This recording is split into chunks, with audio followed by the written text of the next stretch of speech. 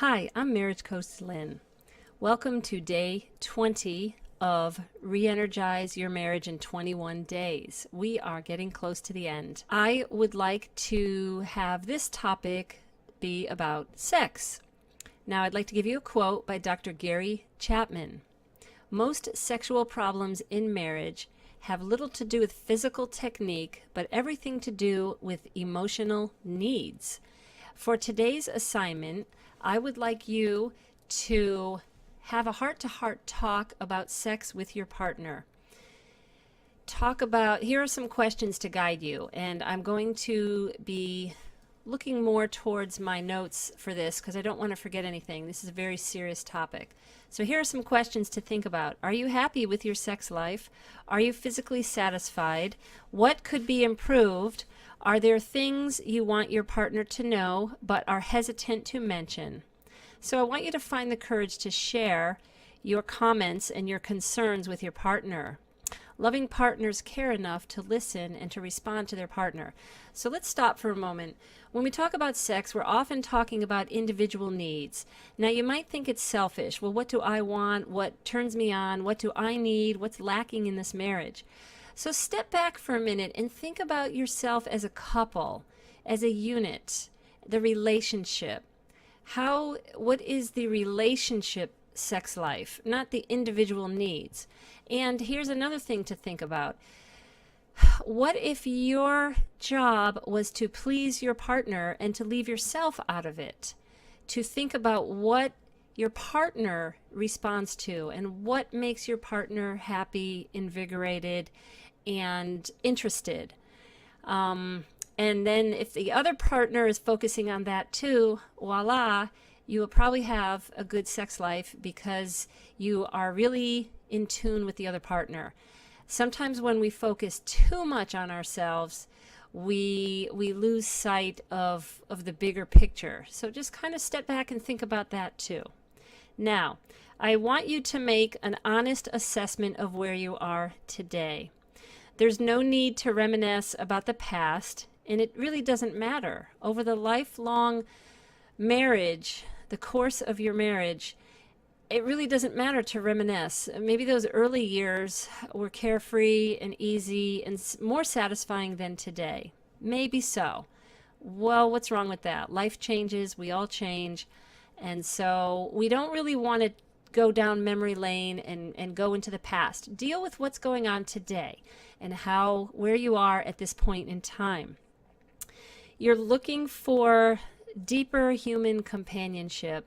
You know, the fleshly desires are important, but the deeper human companionship is really going to sustain the marriage.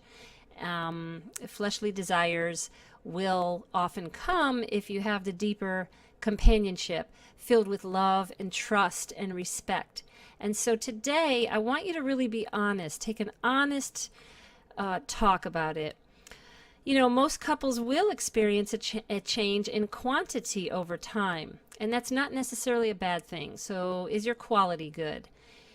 And I also wanted to talk about some of the situations we want to guard against that get in the way of a good sex life. So what do you need to guard against? Number one, temptations outside your marriage. Now, these will arise when your marriage is not at its best. Okay, so we're looking for honesty here, all right? If you're talking to people, oh, I never have temptations. Everything's great. It's just as great as it was when we got married. I'm not going to buy it. I'm just not going to, 20 years, actually, it's a good thing that we change and that we grow and that we expand ourselves and we become more loving people. So temptations outside your marriage, we have to guard against those because, it's such a deception. It's a deception. Romantic illusions, fantasies, thoughts. Gee, I wish I had this, and I'm not really, really happy with what I have. So, wow, I'm kind of, curious about this person at work. So please realize that anything that is sizzling or that those fireworks going off, they're really not going to amount to much. If they amount to your second marriage, you're going to have explosions and blowing up to get to that second marriage. So please do not be seduced by temptations, it's really a lot of thoughts in your mind. It's all in your mind. So guard against those temptations, those baby steps, those little feelings, and admit it. Your conscience will tell you what are temptations. So I'm hoping you don't act on temptations and you guard against them. You look away. You remove yourself from situations. Do not spend excessive amount of time with a member of the opposite sex. Work lunches one-on-one. I don't know. Be careful of that. Their temptations are short-lived, and they really don't add much to your life, and they can cause problems. I've seen it. I've heard about it. Number 2, slow erosion of your sex life. So today might be a good day to discuss and bring to the surface concerns. And I hope throughout your whole marriage you bring concerns as they arise.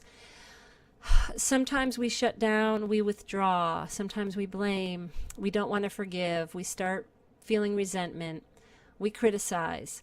All those things will have a slow erosion, and I really hate to see that happen. Just deal with things as they come up. Number 3, the third thing to guard against in your sex life is impatience. There will be times where you might be impatient. There will be times when you have circumstances that might require abstinence, such as the husband takes a business trip, wife is taking business trips, someone is on military deployment, perhaps a long-term health issue.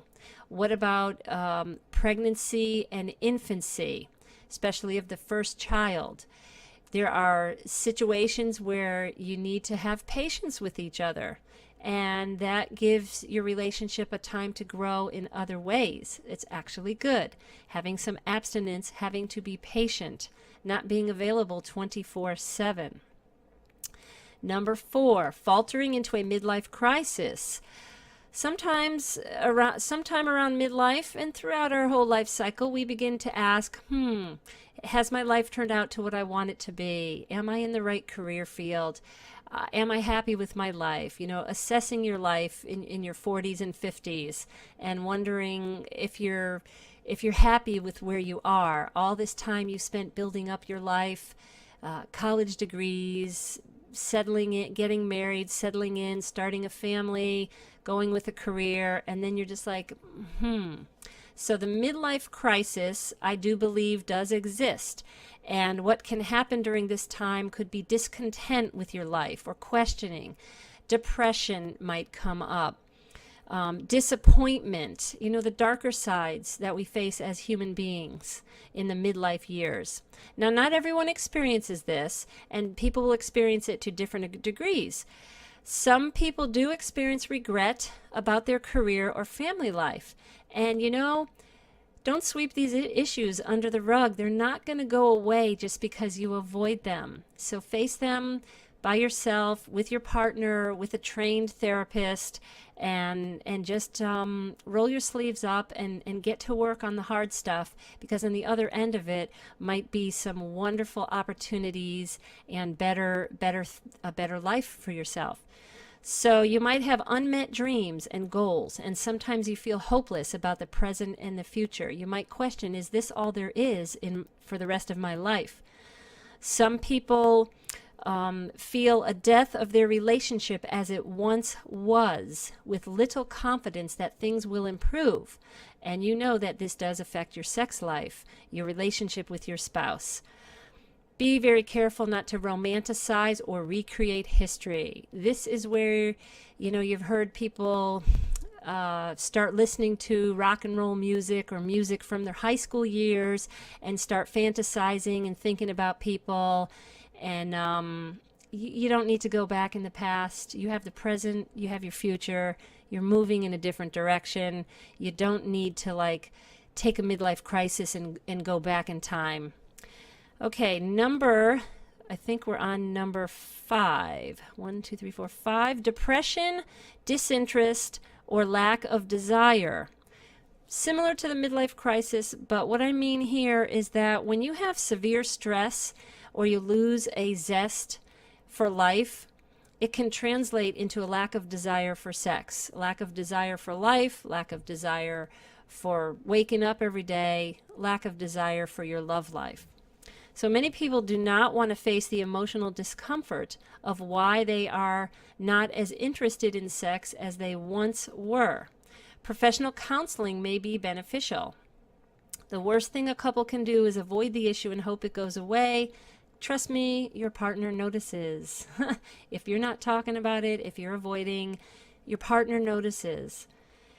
All right, another situation to be wary of, transition stages. We all go through transition stages. Some of the notable changes in sex during the course of a marriage include the transition from newlywed or your high romance period to settling in stage, the birth of the first child, midlife transitions, or elderly age. Things will probably change. Sexual relations will probably change in elderly age. We need to accept that there will be transitions and adapt to those changes. Okay, so I think your sex life, it's about adapting to changes and discussing them and being open and honest. I hope that you will be fruitful in your discussion today. So both partners must accept their situation without complaint or blame. If the rest of the marriage is strong, couples will survive changes in their sexual relations, whether it's quantity, quality, they will survive the changes along the way. And in fact, things can be much better later on than they were earlier. You're sharing a life with a partner, the love is deeper, sometimes the sex is greater. People think that when people are young, that's when life is great. So you really need to be honest. The way to meet each other's needs and to form a cohesive emotional bond is to truly know your spouse and what matters most to him or her. If you really care what matters most, you're going to come out very, very positive in the situation. You can achieve this through open and honest communication. Also, in discussing delicate topics with your mate, in addition to being honest, seek enthusiastic agreement.